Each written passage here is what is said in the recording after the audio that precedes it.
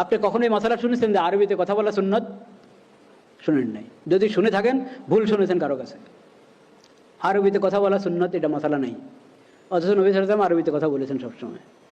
বিশ্বজয়ী আন্তর্জাতিক হাফেজকারীদের যিনি ওস্তাদ এবং আজকের এই অনুষ্ঠানটি মাদ্রাসায় কোরআনের ধ্বনি, এই মাদ্রাসা যিনি প্রতিষ্ঠাতা পরিচালক বিশ্বজয়ী হাফেজ নাজমুল সাকিবর যিনি ওস্তাদ মুহতারাম শেখ কারি নাজমুল হাসান হাফিজাহুল্লাহ উপস্থিত হয়েছেন। আমরা সকলেই বলি আলহামদুলিল্লাহ।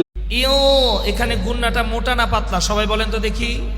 গুন্নাটা মোটা হবে, কোন কায়দা অনুযায়ী মোটা হবে?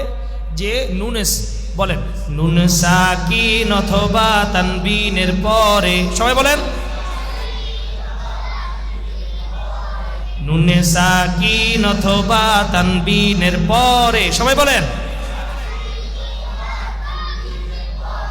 ইস্তেলার হরফ আসিলে, মোটা হরফ আসিলে উক্ত গুন্নাকে মোটা করে আদায় করিতে হয়।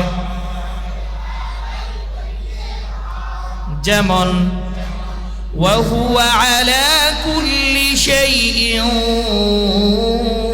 কাদির।